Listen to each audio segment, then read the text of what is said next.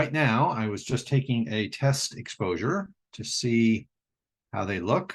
This is line lamps to do the wavelength solution. So there's line lamps, and they're just about saturated everywhere, so that's not good. So let's try.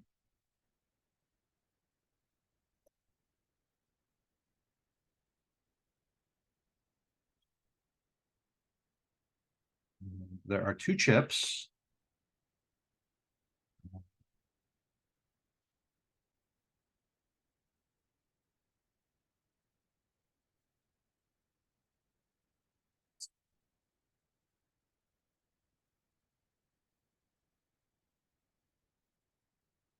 And I will show you an image of the spectrograph shortly.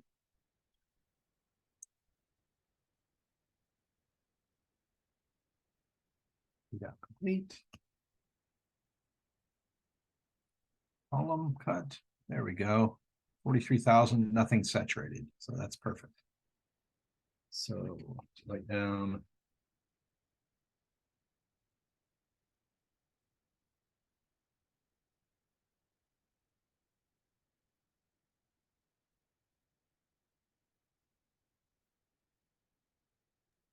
So you've had a night before with Matthew, right, Ivan? Not with this instrument. Okay.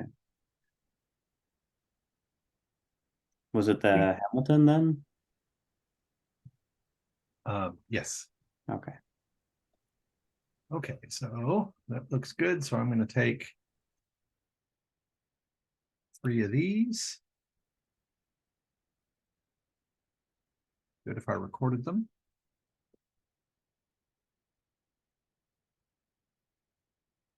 Three of these recorded.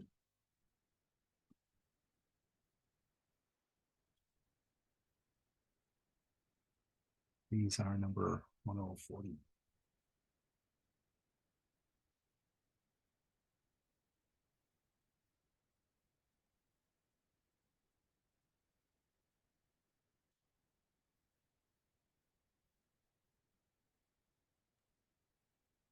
So Ivan, the KAST it's very similar to the Hamilton in that they're both spectrographs. The difference is that the Hamilton is a high resolution, whereas this one is a low resolution spectrograph.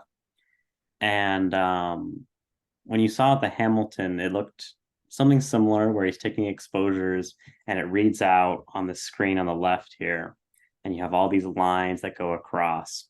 So instead of separating the spectrum into dozens of those lines, those dozens of those orders all the way down, we're just looking at, I believe, just the first order, right, Matthew? That's correct. Okay. And that's read out on the left. So there's two parts to the KAST, the red and the blue side, whereas in the Hamilton, it's kind of all just strung together in this really big long spectrum. So inside the actual instrument, there's a dichroic that splits the right into the red side, into the light into the red side and the blue side. And so the screen we're looking at now is just the red side of the spectrograph. He has another one going that's the blue side. And essentially you do everything twice on both sides because you had the after processing the data, you kind of want to stick these red and blue sides together so you got one continuum. But we just divide it up when we're actually taking data.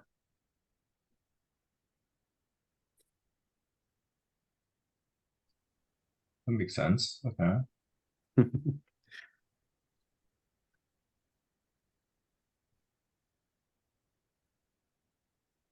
Oh, I don't remember the command. So right now you're taking arcs, right, Matthew? That's right. And so that's the last calibration that I need. And they look good. And they are now finished on both sides. Yes, they're finished on both sides. So I am now done completely with my cals. So I can tell the operator. Oh, I am now done with my cals. It's better when I tell him and he's there. So he stepped away for a moment. So we'll do that shortly, but that's set. And one thing I don't have is a command for displaying my data reduction. Type it _1D spec.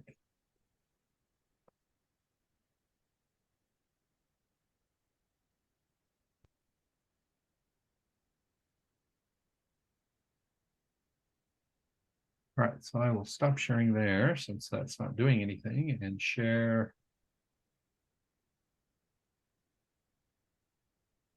here. So this is a quick look software. Oh, I have to go to the data.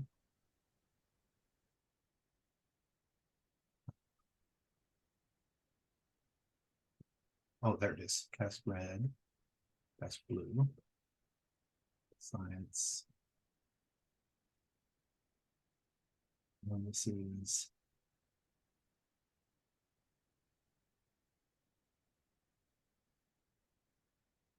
E1042.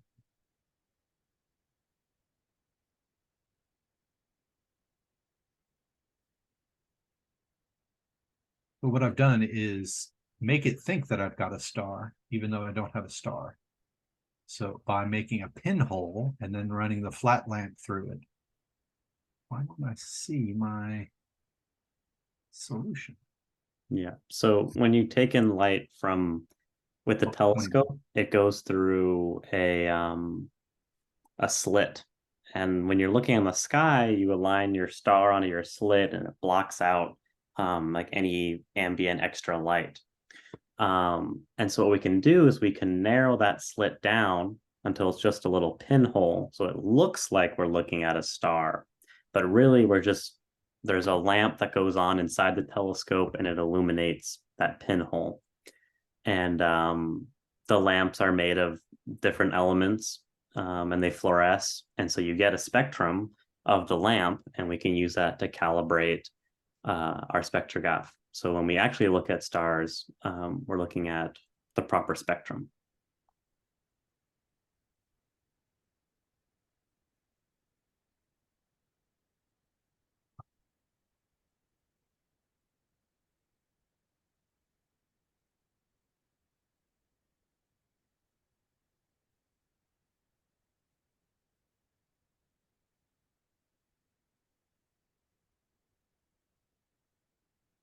Okay, so I just discovered that I failed to hit the new setup, which means I was trying to use an old setup.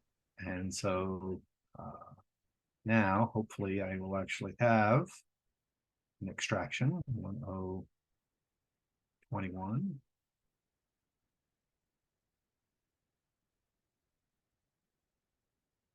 No, still don't.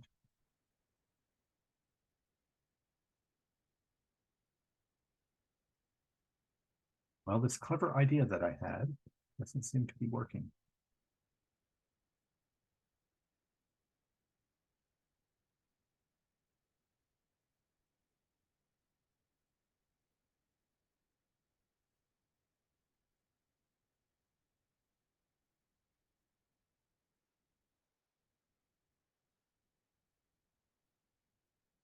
Oh, maybe it's still working. It's under cancel, so it hasn't finished the setup yet.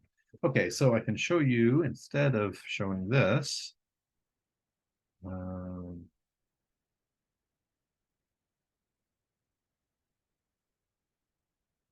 Show you the slides that I was going to show.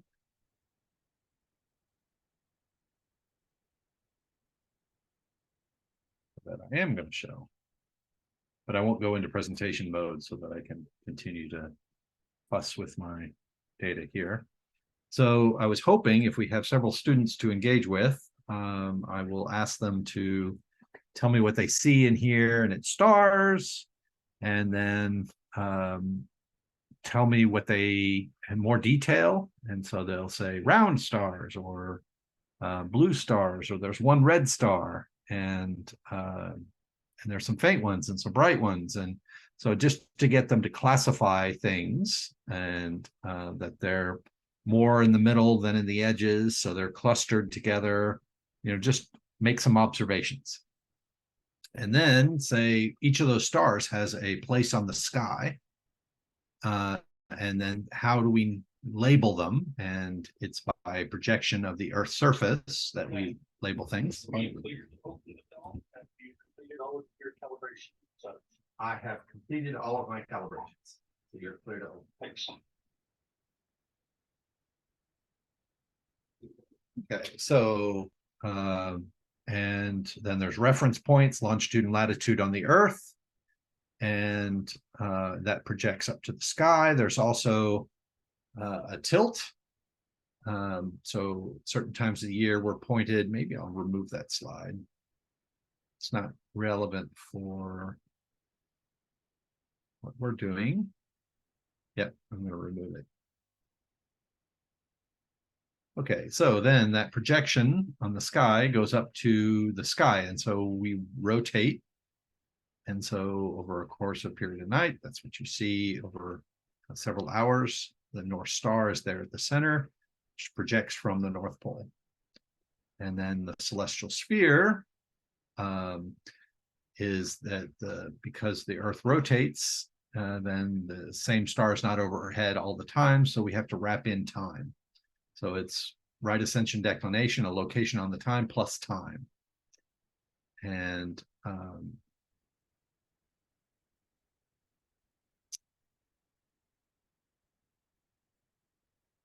so I finally did finish my. So then I was going to talk about telescopes.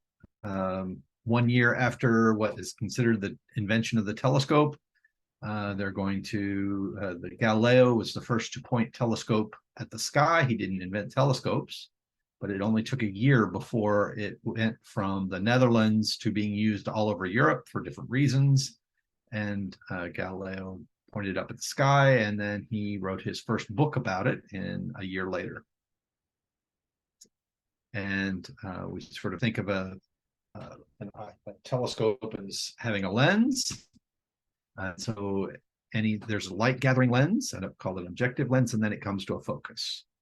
But as you get the lenses bigger and bigger, they collapse under their own weight. So there's a limit to how big of a lens telescope you can make. So we can make it with mirrors as well. So again, there's a collecting element called the mirror, and then there's a focus. And there's different ways you can come to focus. You could come to focus in different locations. They're all just perfectly fine. The one we're using tonight is called Cassegrain focus. So the light comes into the telescope, bounces off a second mirror, and then comes into an instrument back here. So this is the telescope that we're introducing tonight. And emphasizing that it's designed by engineers, maintained by technicians. I can't actually see the. It doesn't work without software, so we need software engineers, and operated by telescope operators. And a telescope without instruments is like cars without motors. So you need to have an instrument. So the eye is the simplest instrument that we could put on there, although the eye is not very simple. And then a better instrument would be to put camera on there, and then get them to tell me why they think a camera might be better than the eye. So you can take pictures. And then what do you do with a picture? Analyze it. You share it. You share it. That's the whole point. You can analyze with your eye, sort of, but then you can't really share it with anybody because they'd have to come to the telescope and look also. So, so images can only tell you so much. This is the image at the beginning that I was going to have them say red and blue, clustered, etc., and then go into taking spectra and getting chemistry of stars. And so it's breaking light into its colors. And this is star produces a lot of light, but then in its atmosphere at the top, some of the photons get stopped by elements. Those represent elements, and those elements have a spectral fingerprint. And so like sodium might produce a line there, and iron produce a bunch of lines here, and hydrogen produces a line there. So each element has its own spectral fingerprint. And so here's what a clean spectrum might look like, but then here's a spectrum of something that has gas in front of it. So you might get the top thing from a very hot welding torch or frying pan. An incredibly hot frying pan would glow with all the colors of the rainbow, but if you put gas in front of it, then it would absorb in certain wavelengths. And you can change so think of these as less flux than areas around it. So there's an absorption. So if you rotate this spectrum here on its side, you get a spectrum that might look like this, where you have dark patches where there's less flux, and then sort of lightly dark areas, and then areas that are bright, which are up here. So this is just rotated this. So instead of looking at it from the top, you're now looking at it from the side. Okay, and then here's our instrument for tonight. And this is how big it is. So there's the fellow who designed it, had it built. And here's the instrument sitting below the telescope at the Cassegrain focus. And then so the light would come in. So here the light comes in and comes to a thing that splits the light into two components. So half the light comes over here, bounces off a mirror, and then into the blue side. And the other half of the light passes through this special kind of filter over here, and then off a prism, essentially, and then over into the red side. So there are two prisms active at any one time. This is a special kind of prism called a grism. That's a flat prism. And then I was going to go into a little bit about looking at spectra and analyzing it. So once you start to gain spectra, you have to look at lots and lots of them. And so really you would want computers, but before we had computers, we had women computers. So they used to call women who are specially trained in mathematics computers, people who compute. And so the women did all the grunt work of analyzing the spectra. So all the discoveries were first made by women analyzing the spectra, and then they passed the information along to Herr Dr. Director, and then the Herr Dr. Director might publish a paper, and unfortunately at the time not give any credit to the women. So Annie Jumpcannon was the first one to really go through hundreds and hundreds of spectra and start trying to figure out how to separate them out. And so she looked for patterns. So she started labeling things by, this looks like an A, and we'll call this a B, and we'll call this one a C. And so she just separated them into a bunch of different categories, but didn't know what the categories actually meant. And then another woman came along and said, hey, I noticed that the spectra might make more sense if you also look at the color of the star and organize them by the color of the star, in which case, instead of A, B, C, D, from hottest to coolest, you get O, B, A, F, G, K, M. So she simplified, instead of having dozens and dozens of from A to S, she simplified it down to a simple mnemonic. And then there were two astronomers, Saha, and who was an Indian physicist, came along and figured out that each of these lines is from a different element. So this one's hydrogen and this one's hydrogen, but notice how the hydrogen starts to disappear in these other ones. So at early times, they thought, well, maybe these types of stars don't have hydrogen, but they were able to figure out, well, this is sodium. So they do have sodium, but maybe these stars don't have sodium, but they do have sorry, these stars don't have sodium and these stars do. So they thought, okay, this is how stars work. Some of them are made out of different things. But this Indian astronomer said, no, no, no, that's not how the universe works. They're probably all made out of the same stuff, but as you heat the gas up, as you make it hotter and hotter and hotter, certain of the atoms become ionized and no longer interact. They rip off their electrons, and so they're no longer able to interact with the photons leaving the star.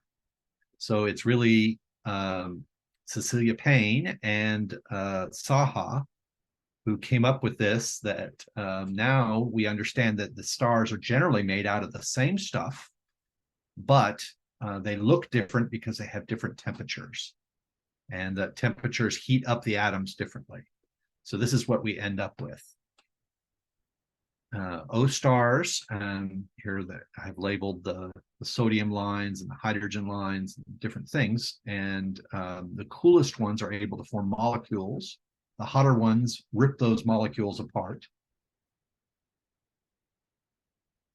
So we have a way to classify the stars, and we can get from the spectra, we can get the well, I think I'm just going to remove that.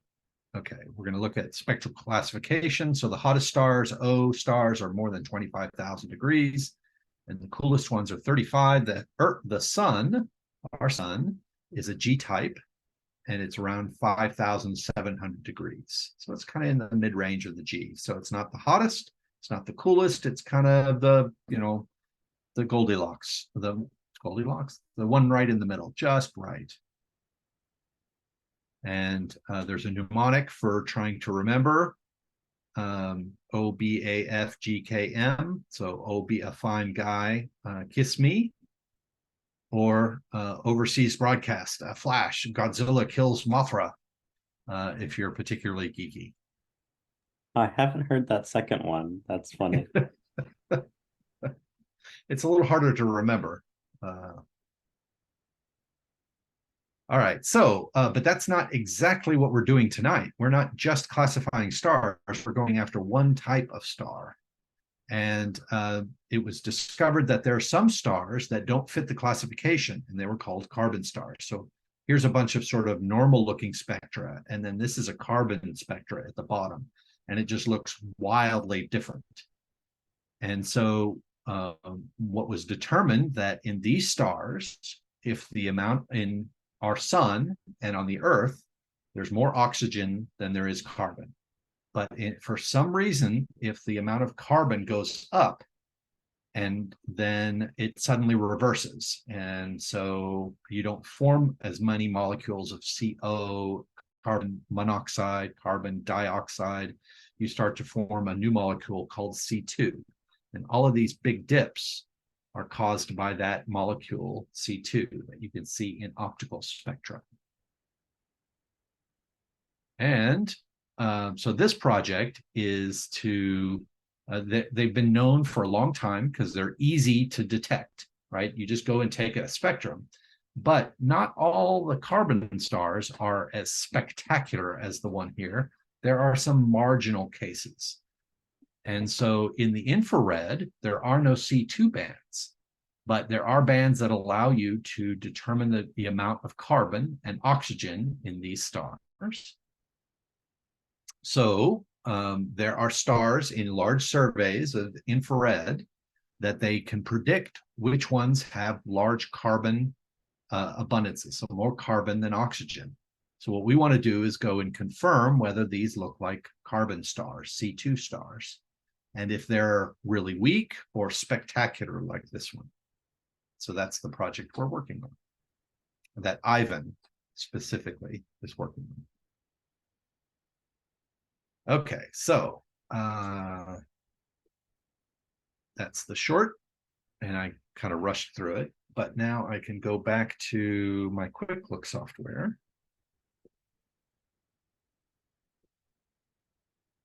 Hopefully it will be working now.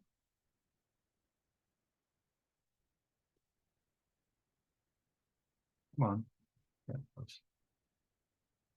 Okay, look for blue. 1021. 1021 pinhole. There it is.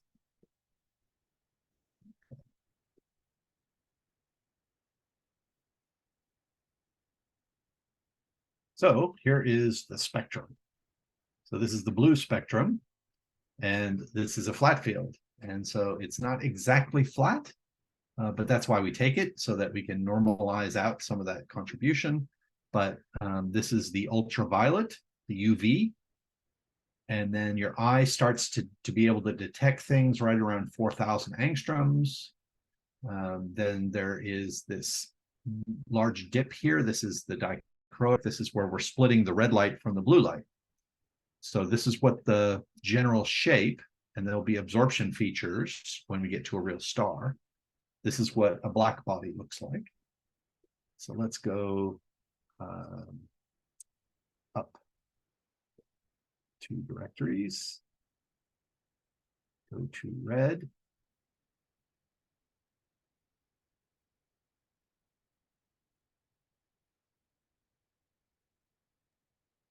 And you said that the red graph is going to pick up from where the blue one started dipping a lot, right? Almost. So there is a gap. And so, oh, that's not right. That looks really wrong.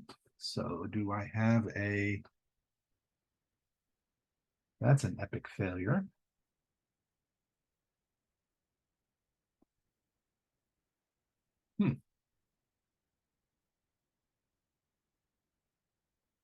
The wavelength solution is wrong. So it should start at 4,600 here and go to about 6,000 here, and it is just super wrong. So let's try selecting a different argon and see if it makes any difference at all. Let's do the third.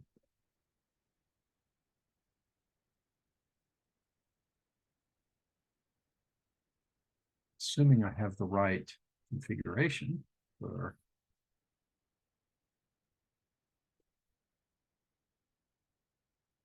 300, 1,200, 5,000 seems right.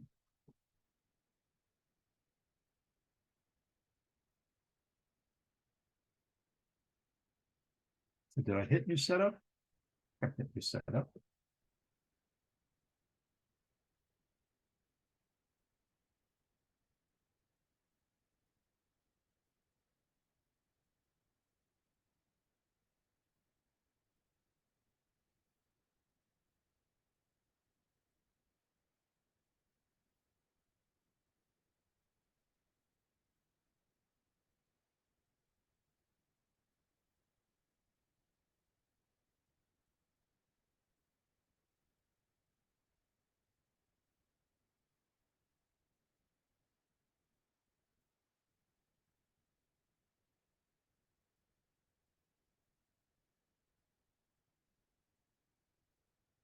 Come on.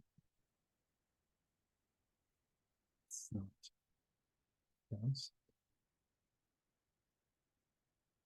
So this is the kind of thing that happens on the fly in science.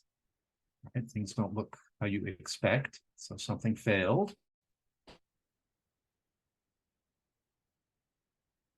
So you have to solve it. No, that didn't change anything. So I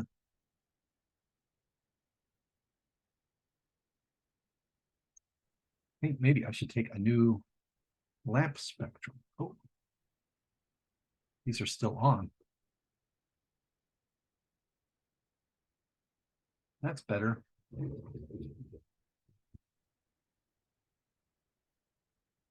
Hey, Sean, does it work better when I turn the lamps off? I was sitting here trying to figure out what was going on. So I have All the settings on the camera, thinking I had to have gotten something wrong. right. No, it's my fault. So the lamp was on. So, but I did notice that the spectrum, the line lamp spectrum is not producing a good wavelength solution. So after you're done focusing, I'd like to take another set of quick arc lamps. So Sure, let me sure. know when you're done focusing. Yep, I'll be done in just a moment. Okay.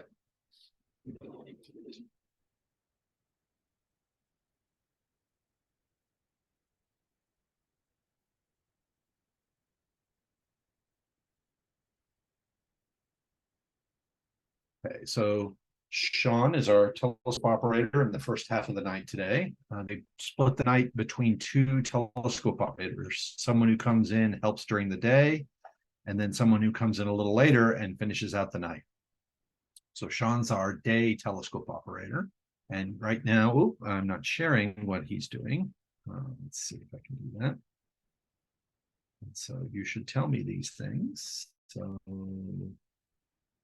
it is this one. So he is, there's the long slit, which separates out the light from the things around it. That way we're focusing on just one star. And here is a star. And so John is just making sure that he can focus. And so that's what it looks like when the light goes down the slit. So we're looking at reflection off the surface of this thing they cut a slit into. And so when the light goes down the slit, then it looks funny. It looks like it's being cut in half. But in fact, the middle part, the light goes down into the spectrograph.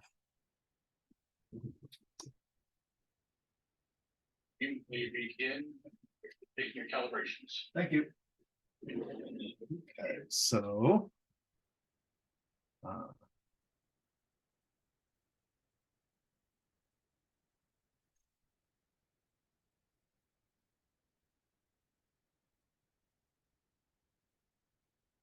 Evan, do you have, let's see, I'll share a different screen. Do you have a clue why we might be getting a failure? Let's see, I'll show you the lamps that are on. And maybe, let's see, it's that one there. So what's failing when you do the wavelength solution. work? Oh, So the wavelength solution seems to be failing. And so these are the lamps that I'm turning on, the spare argon, the helium, the mercury cadmium. I guess I could point to them.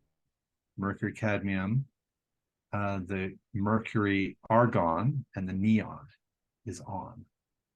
So I can try taking a longer exposure and see if that helps.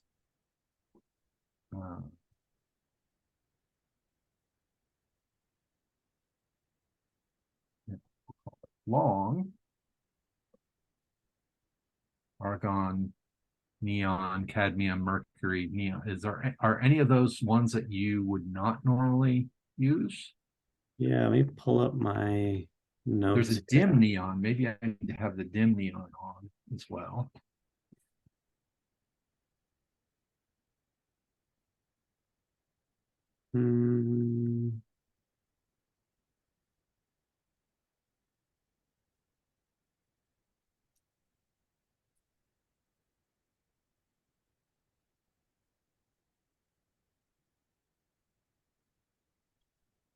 I don't think so.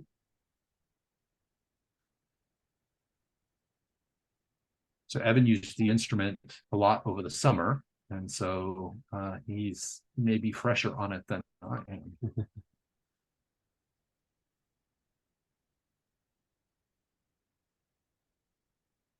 Did you use fast readout on the red side? I did, yeah. Okay.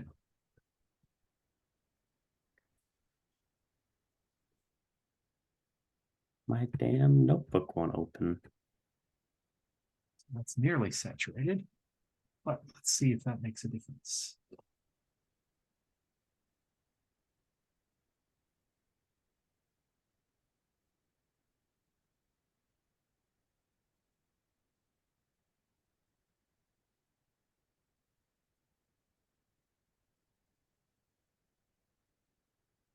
Can't remove, and blah, blah, blah, blah, blah.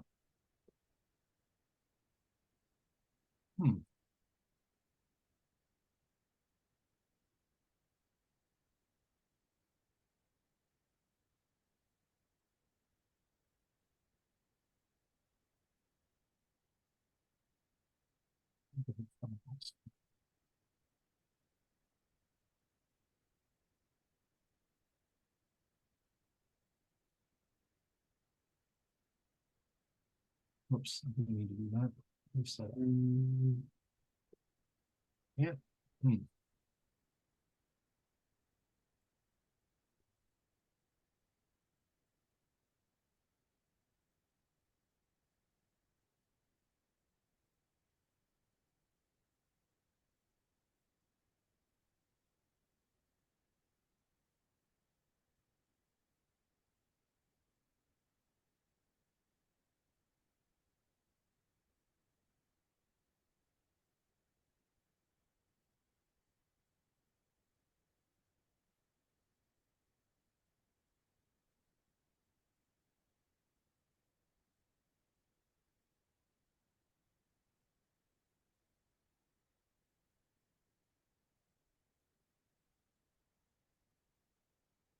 So the dispersion tilt angle should be 1900, right?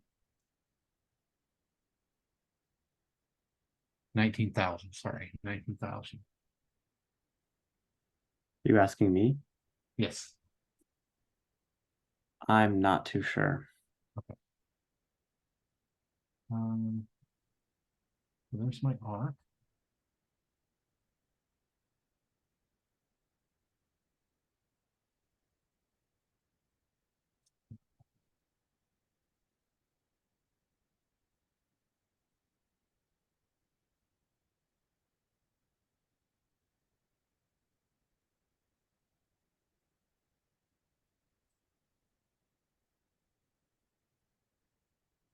Hmm.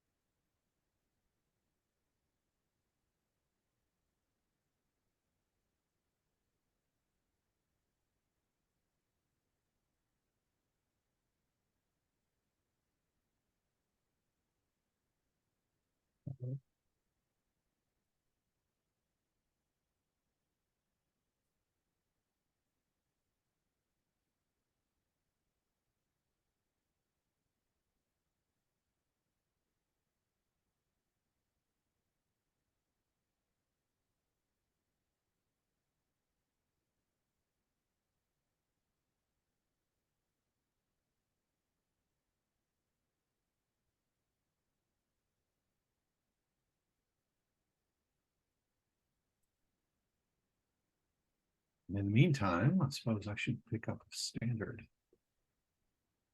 So there are stars that are observed over and over again that people use that are kind of like a flat field lamp, but we know exactly what temperature they are and how much flux they produce at every wavelength.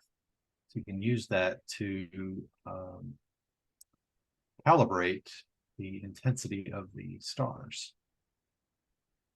So let me stop sharing where I was and share where I am working. Here I've loaded up a list of stars, and our angle is the angle from the meridian overhead. And so I'm going to sort by, our angle. And so things with minus our angle are in the east, and things with plus are in the west. So I think want things that are close to zero. So like that guy. And he's close to zero. He's nearly overhead. This is ZD is the distance from the zenith, from directly overhead. So he's only 12 degrees from straight overhead. So I can send that to POCO. We could go to that object. And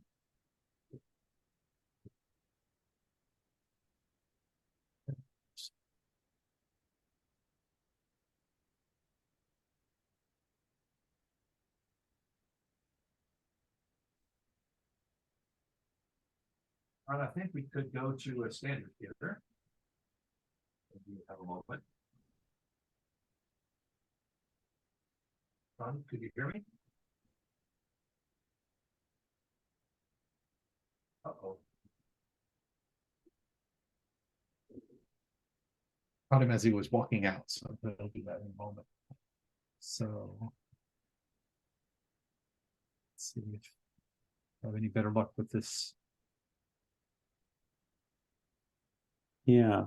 You said the red grading tilt was 19,000? Yeah. Okay.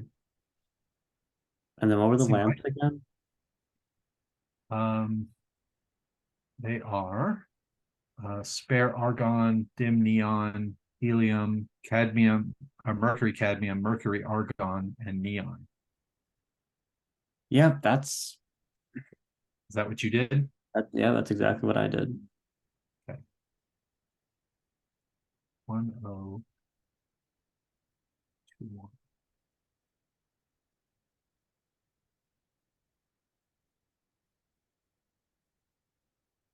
Hmm.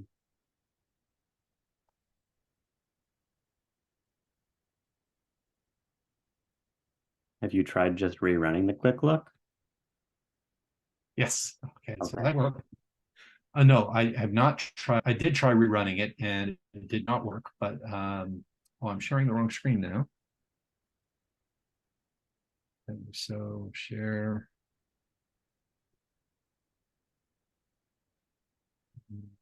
This one. Okay, so that seemed to work. So Mhm. here's the spectrum, and here's that magic point, 4,600, and then here's the spectrum that we get, Mhm. and it goes up to about 6,000 angstroms. So I'm going to take two working. more of these red ones because that is good. So I'll have three of them in case there's an issue at some point, and then I will turn them all off. All is well now? All seems to be well now.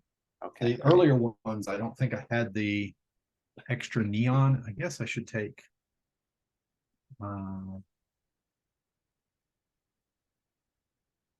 should redo the blue ones also with the extra.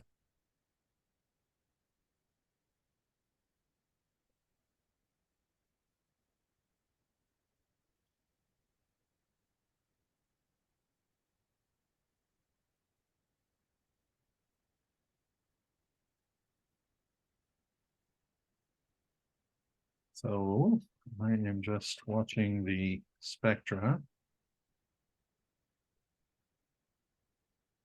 I guess I could try the whole desktop. You should tell me how this looks if I share the entire desktop.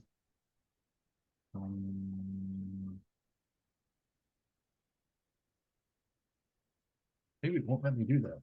This is too ginormous. No, there it is. Is that too much? Well, no, I don't think so. I mean, Okay, so that lets me kind of run around.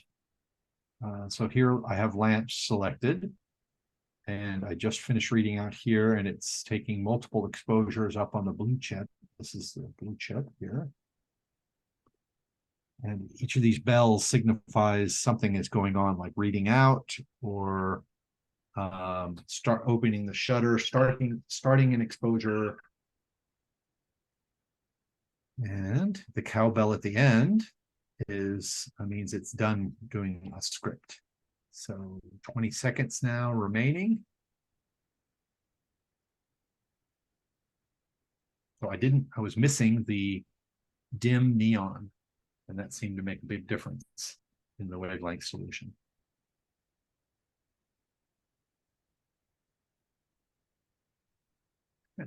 Cowbell, right? It reads out. This is the progress bar on reading out.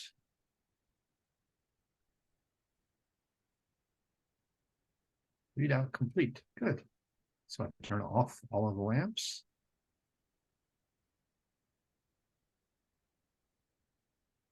All lamps are now off. And move to being in sky mode. Let's see if Sean's back. Yes, Sean, I've sent you a target to Poco. Can you hear me?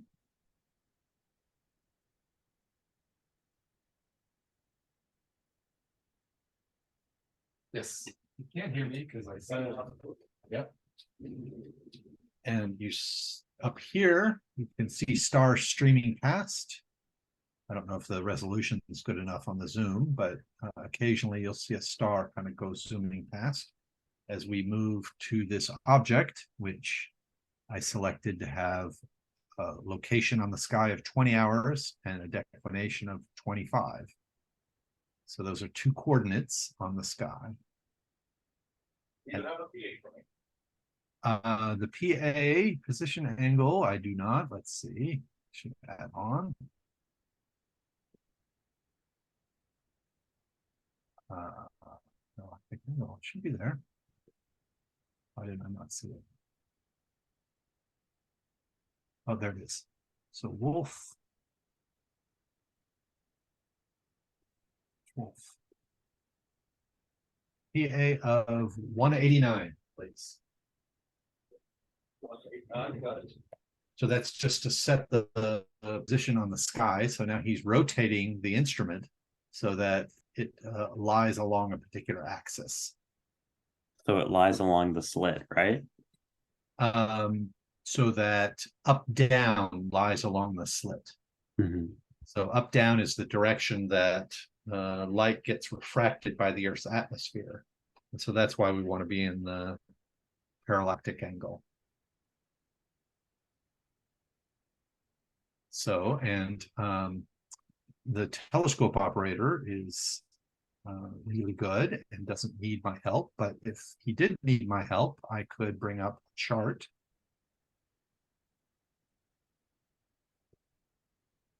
And compare this. So this is up is north and to the left is east. So you mentally kind of have to rotate in your mind. So there's our object in the middle. And then there, see these little guys off to the left, which is east. And up here, that same little group is off to the left in the east. And Because when we point the telescope, it puts us in the general vicinity, but we, have to fine tune it just a little bit and make sure the slit is dialed in right on our object. right. It's like when I'm trying to find my wife and we go to someplace, the rodeo in Salinas, and I can bring out, where is she? And it shows me an error circle of where approximately she is. And then, but it's not perfect.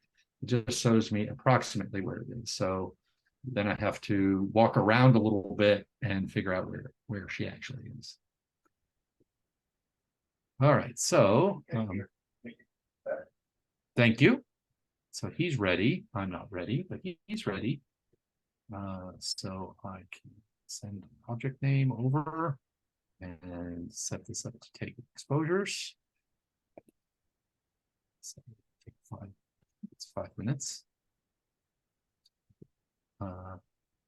Yeah, 5 minutes.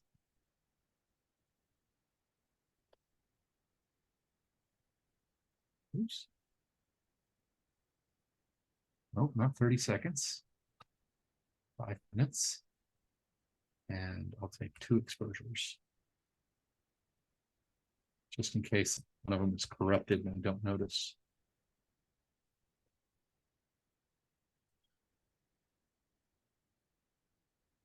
Okay, and then after we take this, then we move on to collecting real data. Not real data, I mean, this is real data, but the science targets.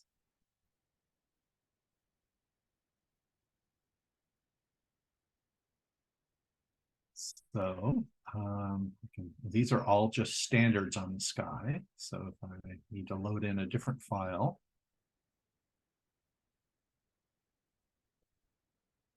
to be able to do today's date.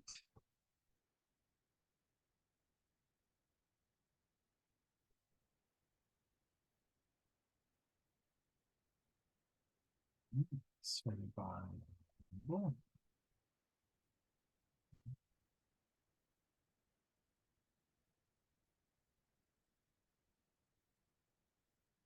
there are lots of targets to choose from. I added a lot of targets.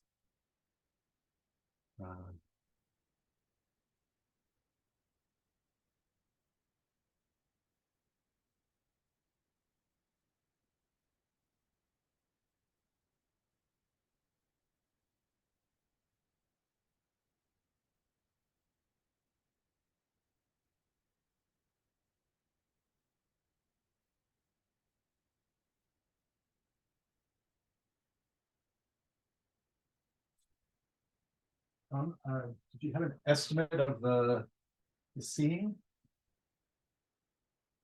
1.6. 1.6, okay. So the seeing is just a measure of the turbulence in the atmosphere integrated over some period of time at some wavelength. And 1.6 is a little worse than typical. I'm not surprised. We have a front that's supposed to be coming in, starting tonight.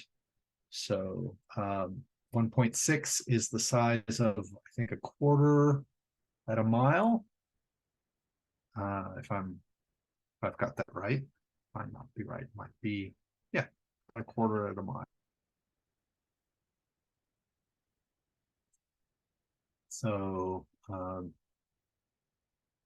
Sean has got it set up so that the star is going down the slit. You can vaguely see the slit there, this getting darker and darker. There's this. And there's a little bit of clouds I see off in the distance in this camera. Let's see, is there a better camera? I should do some.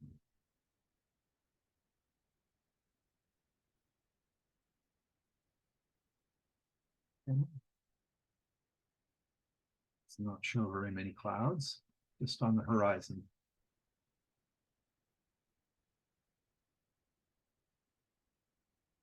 So these are two 5-minute exposures. So Ivan, do you have any questions?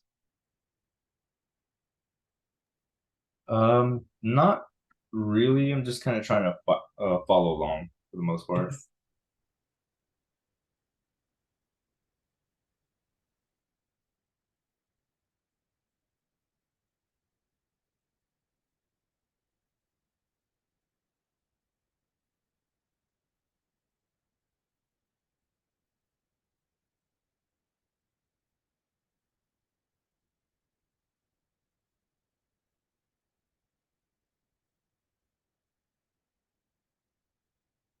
So we're scheduled from 6 to 8. So we still have an hour, which means it's kind of the right pace. It's a little disorganized at the beginning, but moving along nicely. And about every 10 minutes, we're going to be changing targets.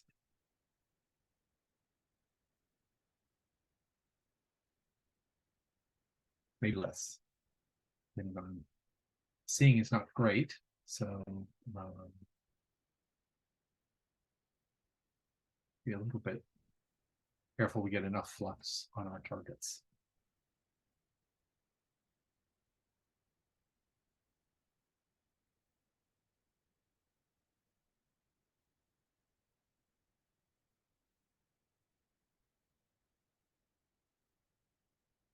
So we're spending more time on the standards than we are on the regular targets, because the standards are about the same brightness as the targets, but we want to have them have spectacular signal to noise. So they have to have good signal in order to be a standard. So there, the two are reading out. Am I still sharing? Yes, I'm still sharing. The spectrum. Yeah, you're still sharing. And if I cross this,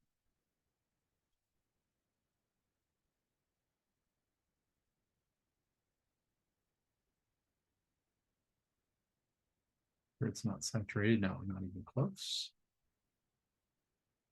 So that's good signal. So let's see what it looks like if I were to spectrum.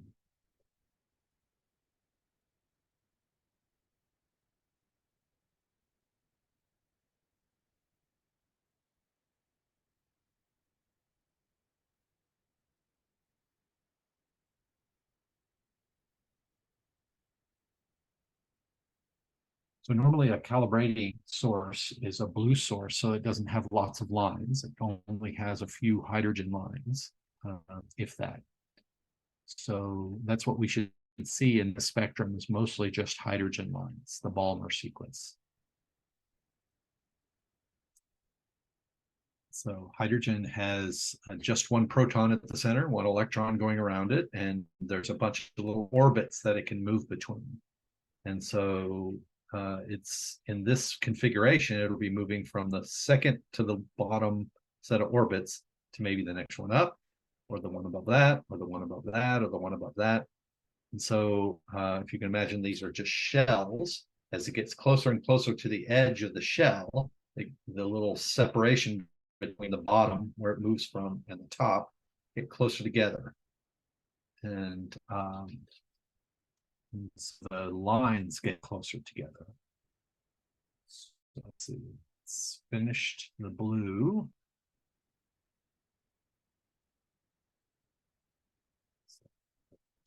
Blue.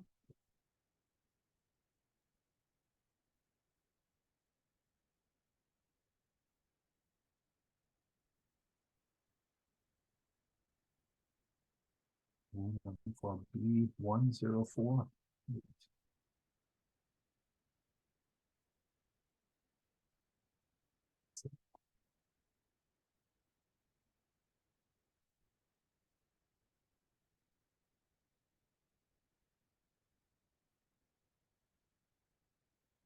Okay. Step away from this for just a few minutes. I'll be right back. Thank you. So this is H gamma. This is the third transition. So there's H alpha, H beta, H gamma, H delta, H epsilon, etc. So this is the third one. And they get closer and closer together until they kind of all blend together.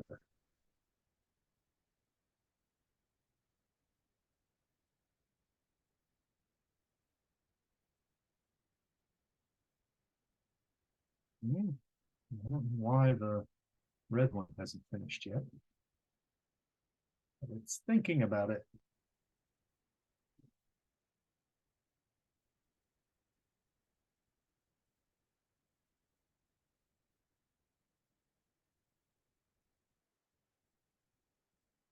Yes.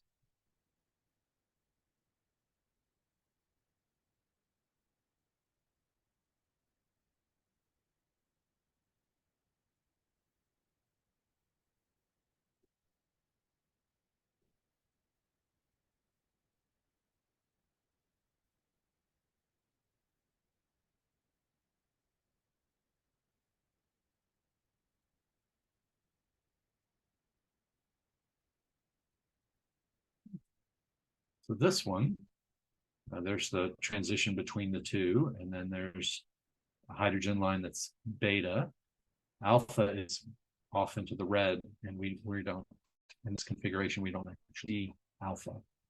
But it looks like there's 100,000 counts in this spectrum. So if it were Poisson noise, this is for your benefit, I wouldn't say this to the students, but if it were Poisson noise, it would be the square root of the number of those counts. So square root of 100,000 is, what is that? 300? Maybe?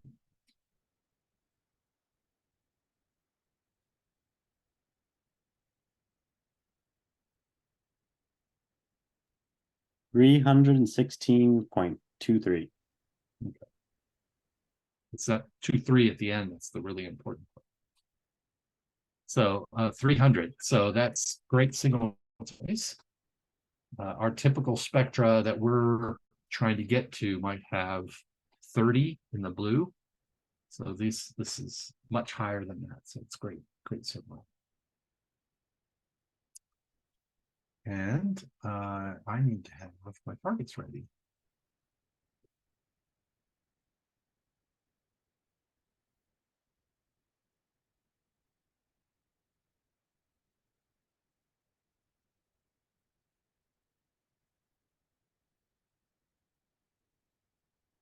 So let's start there. So I'm starting a little bit in the west, and these don't take very long, so I'm going to work my way eastward. The objects, of course, are trying to set in the west, just like the sun does. And deck of 40. John's not back yet. So we'll just wait a moment for him to get back.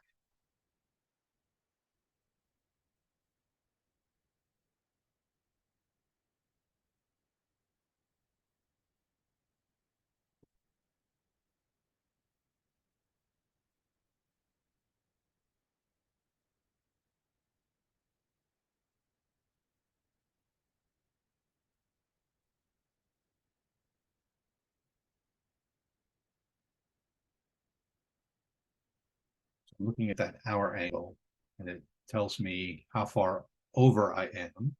But the air mass is another, that's the secant of this angle here. Not very many people do secants in their head. So that's a useful number to have calculated in advance. But the zenith distance is sort of important to know. So that's 20 degrees. So straight up, you're talking about just like this. So it's sort of still almost overhead. And so the quality of the data will be pretty good.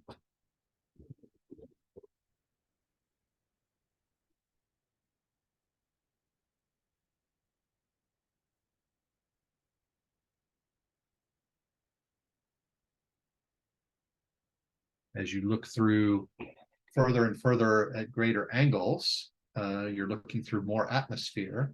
And so the seeing tends to get a little worse. The absorption from the atmosphere tends to get a little higher. If there are clouds, you're looking through more clouds. Because you're shooting through the clouds this way as opposed to this way where they're thinner. Because the atmosphere is like a level above us, a flat plane above us. So as you cut more angle, you're cutting through more and more of it.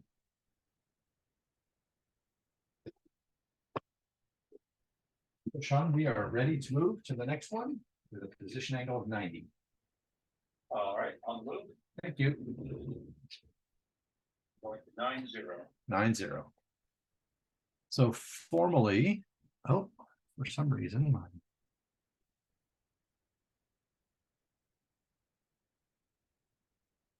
this is the one we're hopefully going towards. And send to watch game over. So the exposure time here says it's only 17 seconds. So I'm going to spend more time reading out the detector than I am taking the data. And so I might as well make this one spectacularly good. So I'm going to take 60 seconds exposure and see what the quality looks like. And this is not the favorite program of the telescope operators, because if I'm changing targets every 3 or 4 minutes, that's not a lot of fun for them. They're like constantly click, click, click, click, center up, get that ready. Okay, now I can take a moment break. Oh, ready to go to the next one. Click, click, click, click. I remember one night we got to, I think, 100 exposures. And I think we were all pretty beat by the end. That's right. It's a pretty exhausting. Now the Hamilton, those are nice. Individual exposures are an hour, but I might take 5 of them on a single object. So I might sit on an object for 5 hours during the night. So it's slow and boring. Let's see. So north is up. So it's just like the map. So yep, that looks right. Compared to the chart, there's a little guy there, and there's a little guy there off to the side. So that looks good. And we are centering guide. Thank you.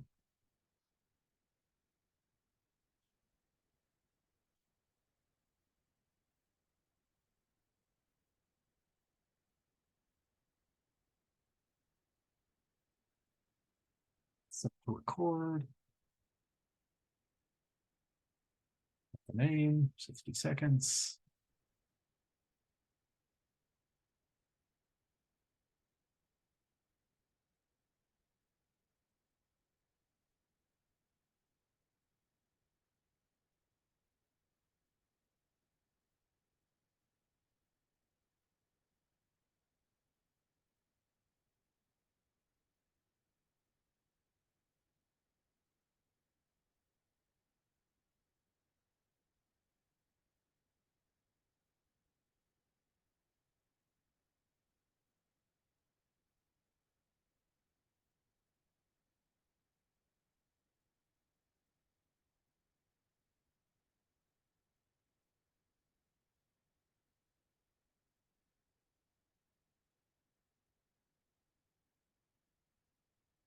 Now it's reading out.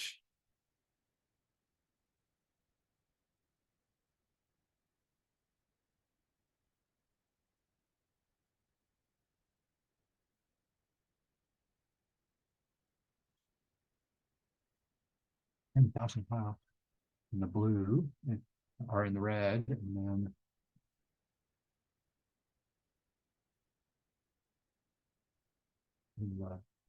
wait a minute, something's very wrong there.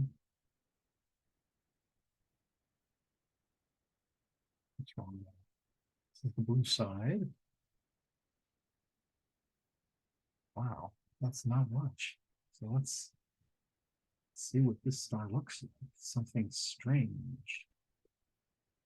It might be a very red object.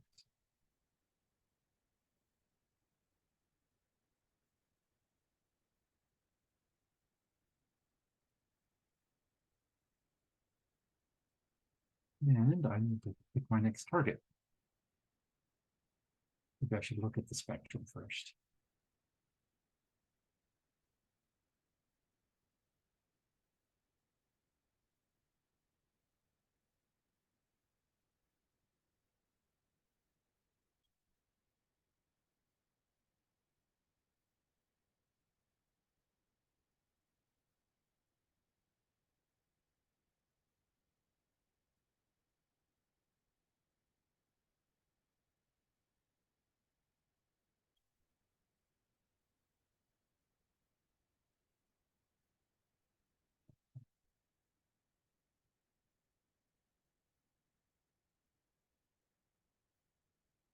If you remember what that other standard looked like.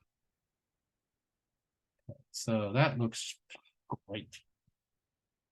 Okay, so while we're admiring our work, we can be moving to the next object.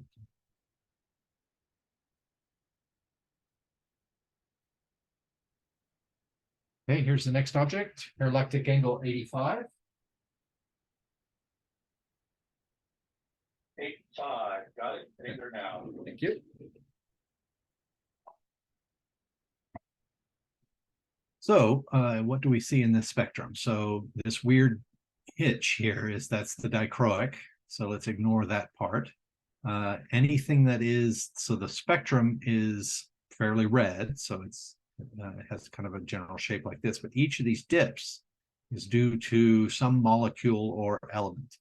So this and this are calcium, and this big dip here is due to cyanogen, carbon plus nitrogen. This dip is due to cyanogen, carbon plus nitrogen. This is due to carbon plus hydrogen, CH. And this one's also a little bit of CH plus C2.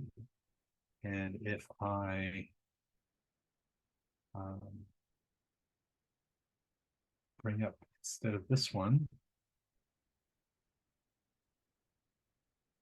we'll be looking to see if we're on the right object also.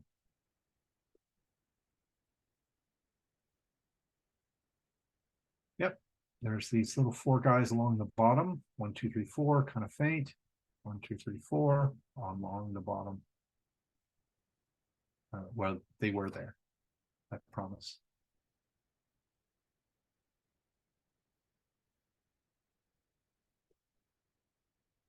And same object name. And this is supposed to be, let's call it 200 seconds. We are centered, but there isn't anything that I can guide on currently. Can you guide on the slit?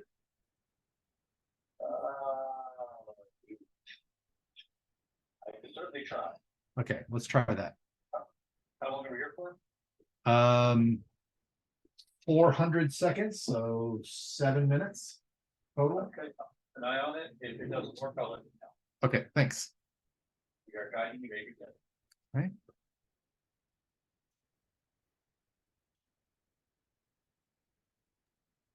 So Ivan, guiding's important when you have longer exposures, particularly because, you know, the sky is moving across, the stars are moving across the night sky. So the telescope has to track it as it goes across. And so that's what he's doing. He's placing the little guider, which is that green reticle there on the top right window, just so the telescope will track. And yeah. So and the software is written in a kind of a clever way. So there's actually 4 boxes there. Maybe if I zoom in a little more, it'll be easier to see. There's 4, well, 5, including the little red circle or red square. But there's a box here, and it compares the flux in that box to the one over here. And so it says, if I have more flux on the left than the right, then I know to move left or right.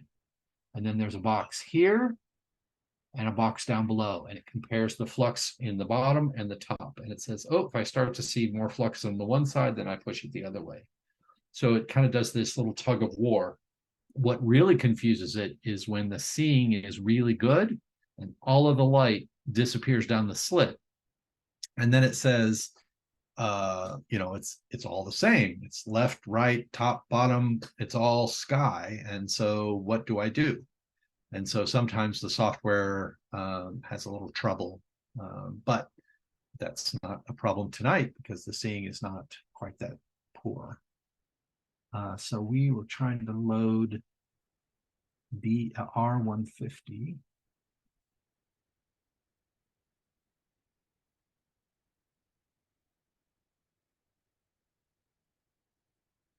R150, 7, that guy. Okay, so here is the red part of the spectrum. So there are a lot of lines. Here's sodium. And then there's a lot of lines here. This is a metal-rich star. And again, this thing is where the dichroic, where it splits the light. So we kind of ignore this part, but all of this, but there's kind of a little bit of a dip here that could be due to C2, but it's not immediately obvious. So these are magnesium. These lines are for magnesium. That one's sodium. A lot of these are iron. 4860, there should be hydrogen line. That's probably a hydrogen line there. So hydrogen's quite weak in this star, and it's not because there is no hydrogen in the star. It's because there's not enough high energy photons coming out of the star to excite the hydrogen to get this transition. But there is enough to excite sodium to create this kind of orange absorption over here. But this, I think, might be C2, but we'll need to find out in the model when we're done modeling. So we've just found a cold star, like, or I guess this a is colder star. A colder metal-rich star, and it probably has C2, but it definitely had strong carbon features in the blue, but not C2. So CN and CH. So it might have been called originally, it may not have been ever called a carbon star because you don't see a strong C2 absorption here. Instead, it probably would have been called a CH star or a CN star. So it's the old way of doing science by just grouping is traditional old-fashioned science, but it's not very accurate. It's a little bit stamp collecting. You make, and then you have oddballs, but you haven't learned anything yet until you know why you're grouping things. So if you can create and figure out why this group is all together, then that makes sense. So that's where taking the parameters from the infrared and modeling this and seeing if we get a good fit. And then we're like, okay, then a CH star has these parameters as determined from the infrared. And a CH star has these parameters, and C2 star has these parameters based on temperature and metallicity and the amount of carbon compared to oxygen. There's going to be a lot of free parameters to play with, but we have hundreds of stars in order to fill that parameter space.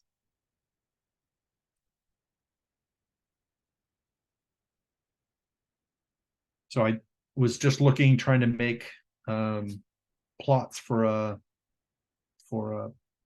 my presentation, and the fact that I came across a paper, I pulled a spectra of a C2 star, and that paper was, I don't know, 15 years old or something like that, and they had a huge sample of 20 stars.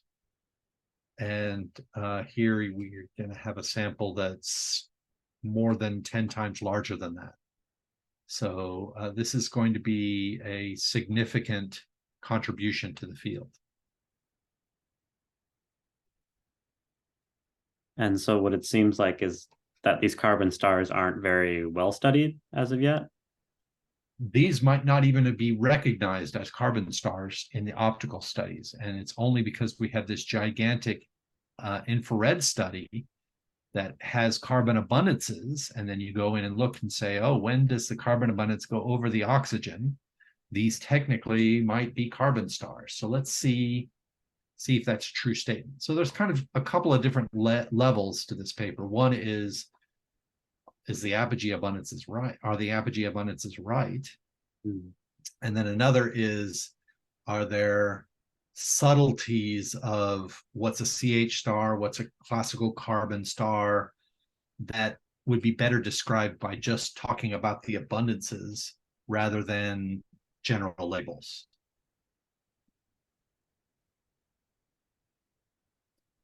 So some of these papers you might go and see,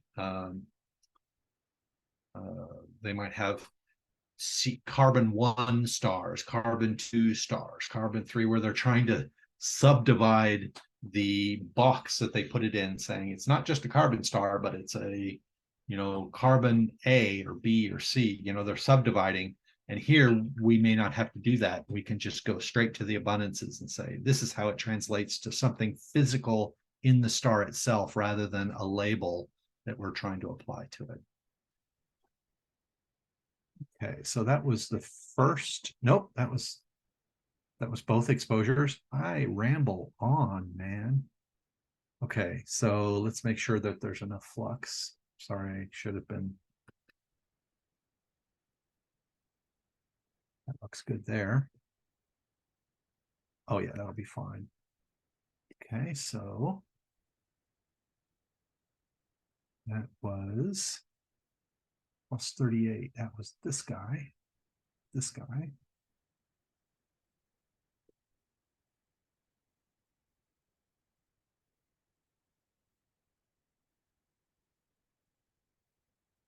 Okay, ready to go to the next one? And this one will have an angle of 95. 9-5, got it. Take it now. So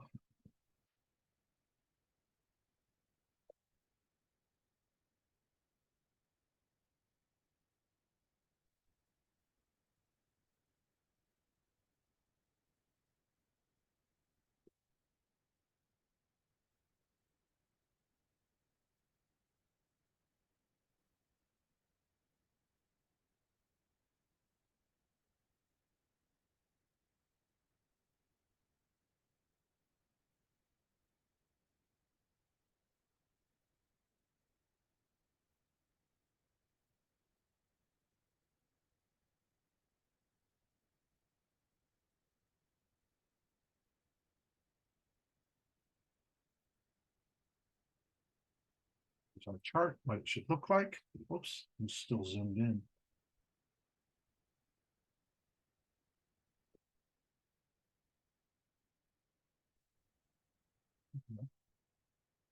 So let's see, north is up, east is left. Yep, so I see this pattern, this little zigzag, up to the left and then over, up to the left and then over. So that is the right star. Astronomers who spend a lot of time observing stars get very good at pattern recognition.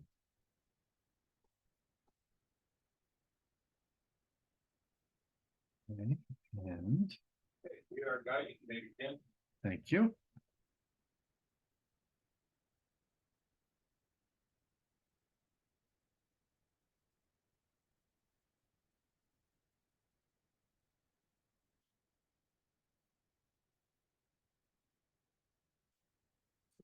4, 2.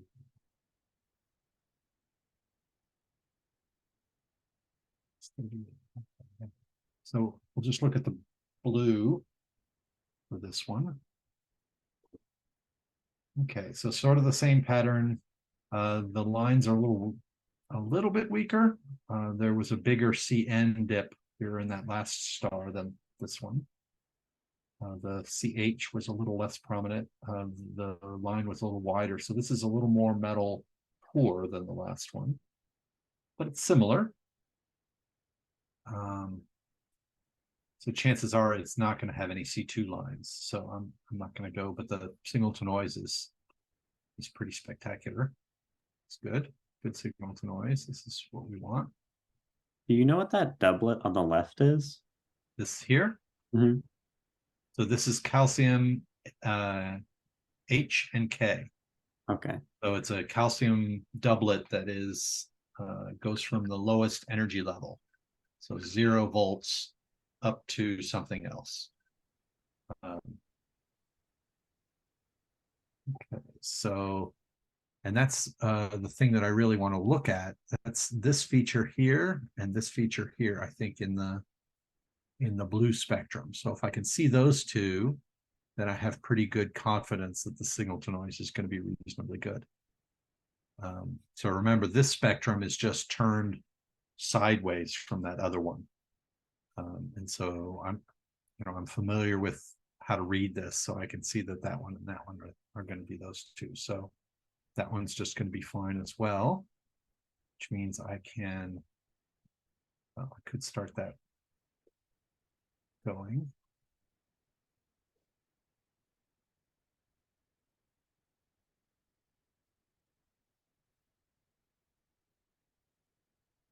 Time, and this is done. So this was plus 43. It's that one. So keep going down the line.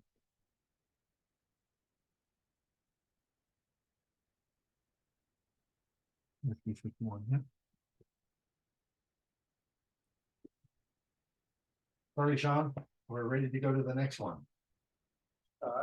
These are particularly bright. The angle for this is 97. 9-7, got it.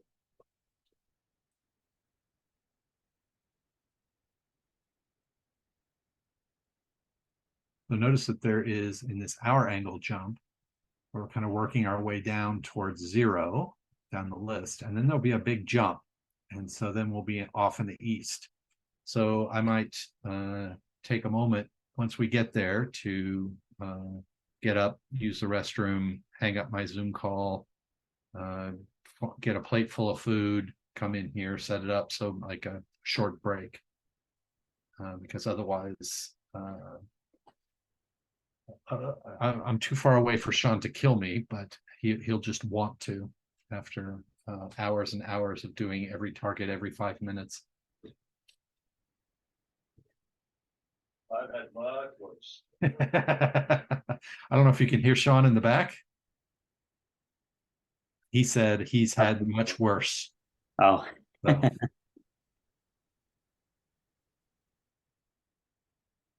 So. 4. Summer Lakes. 90-second targets. 90. Sean was just saying one of the groups that comes to observe does 90-second targets all night long. Oh dear. That sounds pretty miserable. Okay.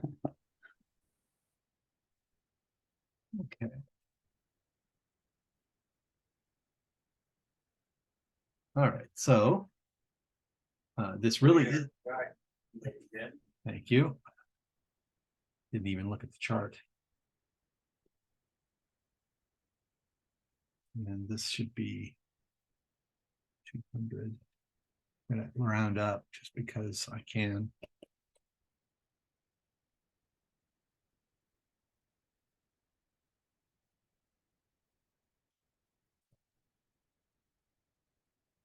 So this was the target we're on, and you see this little group here with the fold off to the side, and then two below. Yeah, so definitely the right target. And sent the object name.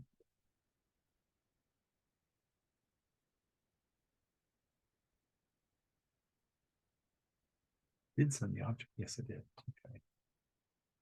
And so this spectrum looks great. It's, the prominence of the little dip here is lower, so the carbon abundance is lower than in the last one even. So this one will be iffy to see whether it really is a carbon star or not. And I purposely chose things that are on either side of carbon to oxygen exactly equal to 1, where it transitions from one to the other, just because if this infrared survey is wrong, then I want to know how far off it is. Where is it wrong? Is it off by 10%? Is it actually saying that things should be 1.1 instead of 1.0? And so I want to make sure I have some that are not carbon stars, just to confirm. So this one might be the one that is high carbon, but not enough to make it a carbon star.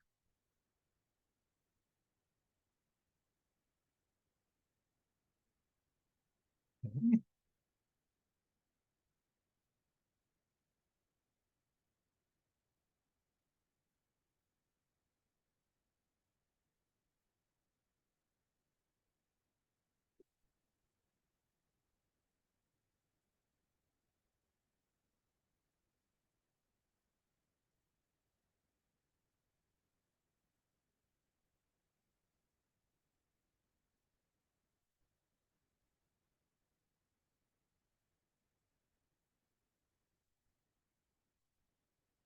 Can we do a target at 67 deck? Yes, you can. Okay. So the further north you go, this style of mount for the telescope doesn't allow you to point too far north. And so there is a limit, and I think somewhere in the 70s, I think. And so I was just confirming that 67 isn't too far north.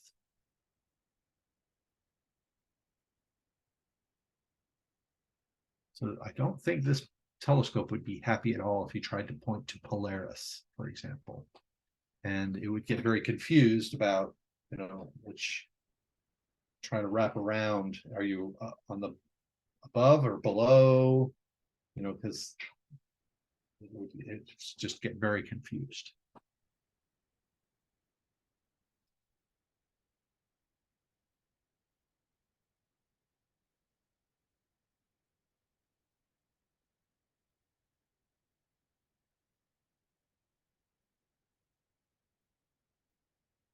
And just so you have some clouds in the end.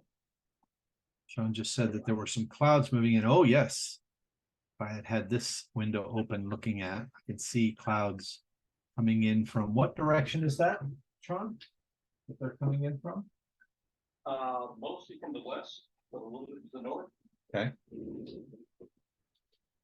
So maybe this is just like the finding chart. It's up is north and to the right is west. So that means I need to start using longer exposures to make sure I have good signal. And if it gets bad enough, then I have to double, triple, quadruple the exposure times. And quadrupling an exposure time that's only 2 minutes long is not so bad. But it might start getting hard to find the stars. Start getting faint, the sky will get bright from reflected light from the moon or San Jose. The moon hasn't come up yet, so it'll be mostly San Jose. That's why these clouds are nice and bright. The San Jose lights are shining off of them.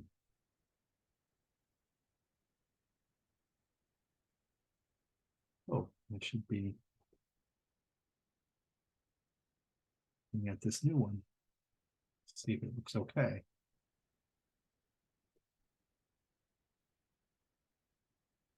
Okay, so looking at the spectrum, that might be H and K there, but it looks weak. There isn't a real dark section in the cores there, so that probably means it's metal poor. There's lots of flux down here, which probably means that there isn't actually that much carbon in the CN band that's down there, but see. So we're looking for 56.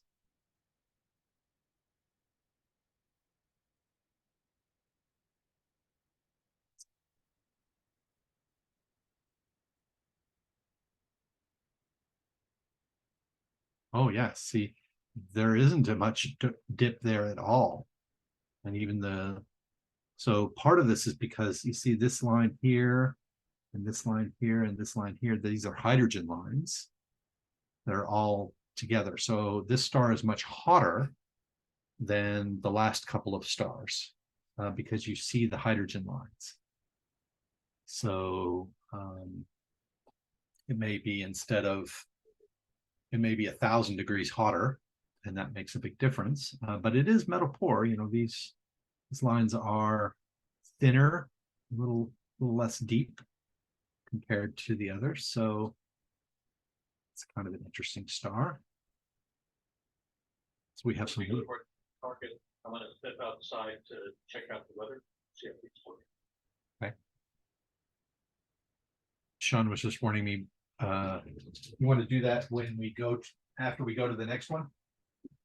Unless we're going to be here for another 5 minutes or so. No, we're gonna move on. So it's great. On the next target, I'll head out. Okay. And the next target will come in 12 seconds.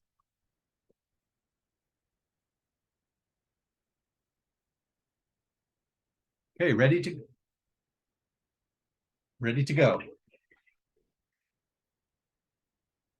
And the angle will be 130. 130. Got it. Thank you. Sean's very good about repeating back what I say in a different way so that we make sure that the zoom didn't break up or distort one of the numbers that so I say 130 and then he says back 130. So if you're talking on a radio or something, that's a trick that radio people use.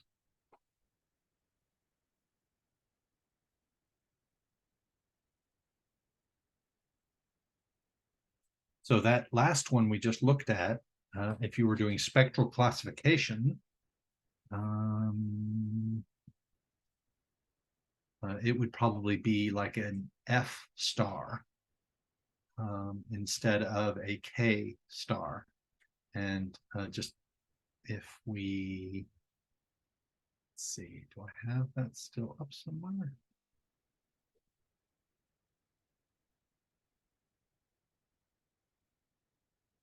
Yeah. So I'm going to stop sharing there and share the presentation.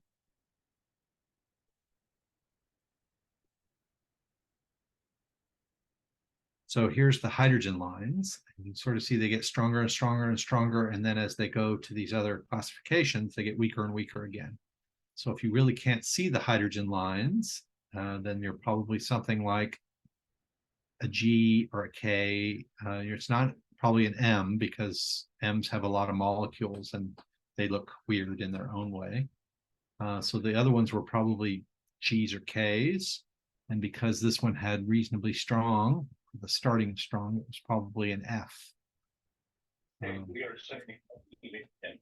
Oh, he's too quick. Okay, he's going to step outside. The exposure time for this guy was supposed to be 180 each. So I might as well make them. There might be clouds, so I'm just going to make it doubling it, 5 minutes each. And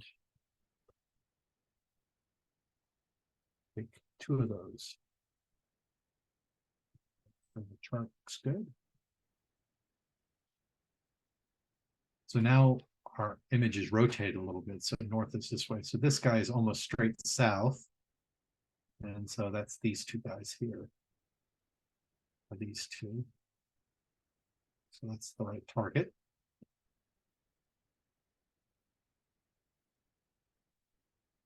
And set the exposure times. Good.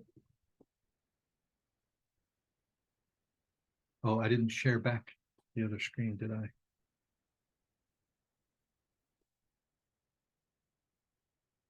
No.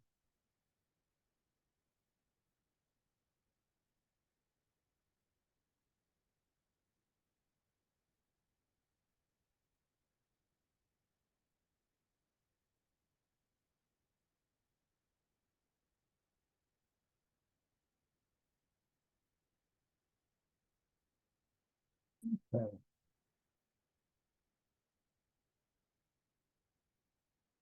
So let's watch these clouds as they come across. Hold on. Does it do something weird to the desktop if I do this? Oh, it kind of like, splits them up in all the screens. Squishes it? No, it splits them up like into each of your. Oh, really? Okay. So you see that split. I wasn't sure whether you would or not. Yeah. Okay.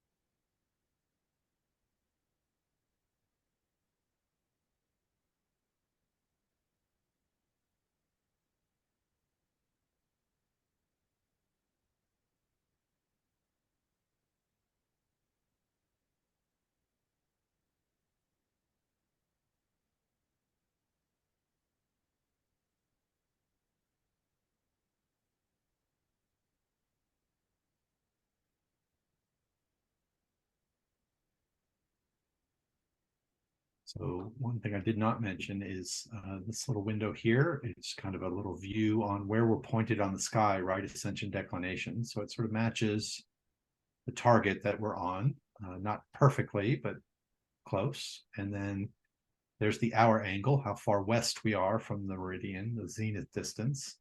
And then this number here is the sidereal time. So that is the coordinate, the right ascension that is currently straight overhead. So the sidereal time in Santa Cruz would be slightly different than the sidereal time at Lick, Mount Hamilton, because it's a little further to the east. And so it's looking straight up, would have a different star on that line than we have.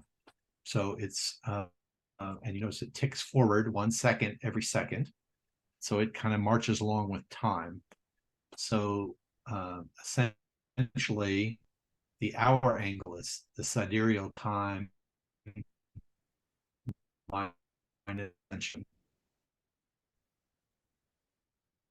So that's how far over you are. This time directly overhead versus the hour angle. And then, of course, here's UT time, which is not the University of Texas time, but rather the time in Greenwich, England, without daylight savings. And of course, Pacific Standard Time.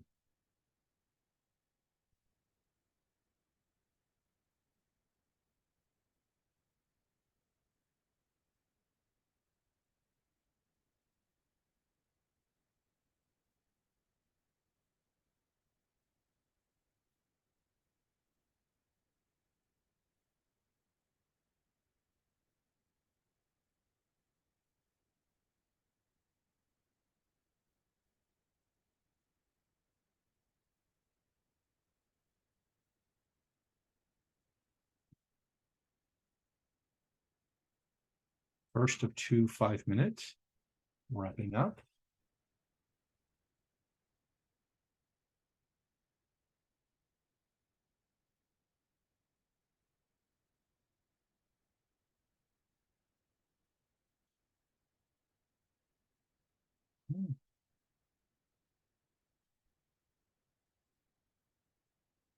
That's our new target.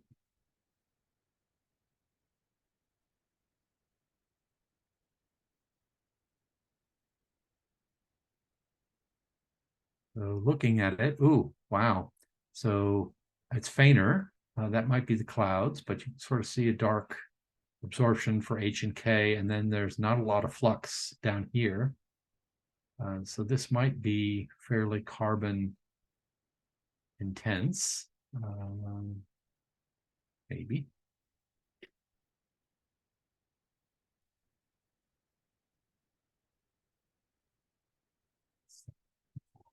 $58.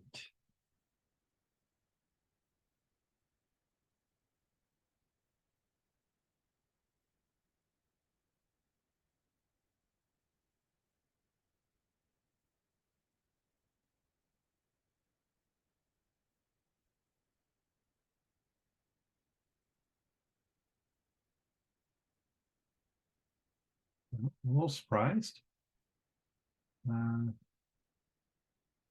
It's definitely a big, strong G band, but see H and K pretty clearly. But I would have expected a more dip there, but maybe it's just because it's faint. So the other one was nearly twice the flux, sort of more like 2,000, right around here, as opposed to 1,000. But I can see all the features that I need to see for this analysis, so it's good enough, I think.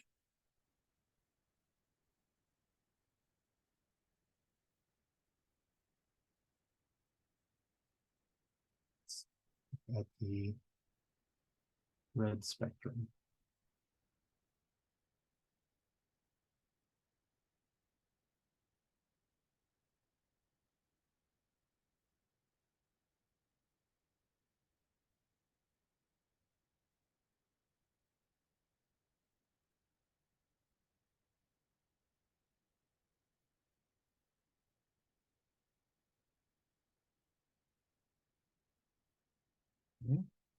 So the C2 feature that we were looking for that was in that earlier spectrum was sort of a dip here. There isn't any real noticeable dip there at all. The lines are a little weaker than in that other spectrum. This thing here is a cosmic ray, which may be cosmic, may from black holes at super distant galaxies, or it could be from uranium that happens to be in the Earth's core that's shooting out that way. So some cosmic rays are cosmic and others are mundane. But what they're little particles that hit our detector, and they have lots and lots of energy, so they create that really big spike. Right. So that's why I take 2 exposures, because the next one probably won't have a cosmic ray hitting at that location at that time. So you can look at that one and combine the 2 and remove the cosmic rays. So this one had 2 cosmic rays hitting it at unfortunate times.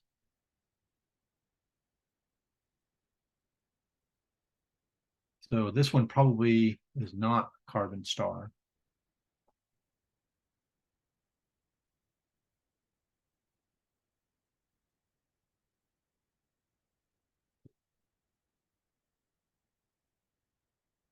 And 63 seconds remaining.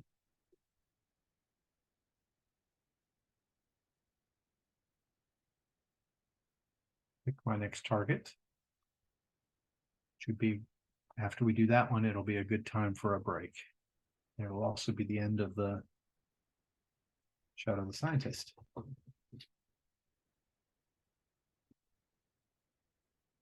back to looking at our weather. It seems to be slowly reaching its tendrils across the sky.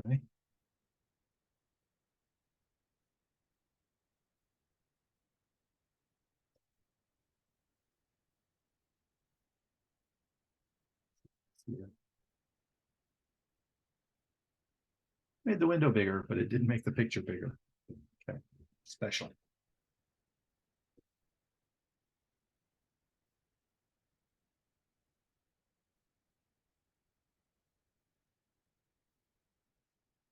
Okay, we're ready to go, and the angle is 87. So,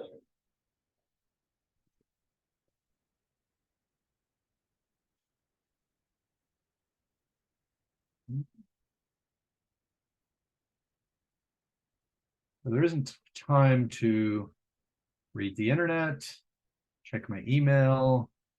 This kind of observing is very intensive. This is the only thing you can sort of do while you're doing this kind of observing. And at the end of the night, you're pretty exhausted because you've just sort of done the same thing over and over again. You're on spot.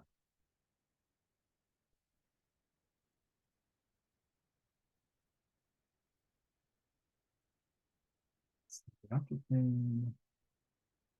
I'll use the same 5 minutes each.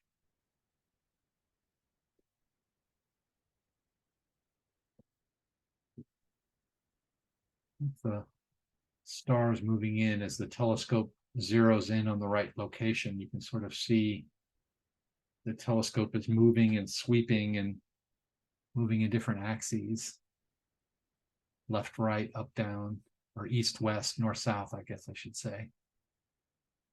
So right now it's just scrolling. It has two big motors, east, west, and north, south, to move the 145-ton telescope. Actually, I guess they're not that big of motors. They're only 20 horsepower or so. Can't remember the exact number. Sean might know. Now, was it the Shane that didn't use gears, or was that the nickel? I don't know the answer to that. Okay. I remember one of the two telescopes, they, instead of using gears, which kind of click together, they use just two slip rings. Yes. And, you know, they're pressed very tightly together so they don't slip. But when you roll one, the other rolls. Right. Get a smoother, like rotation. Yeah, I see the so that's our little guy there. You can sort of see the pattern of these three.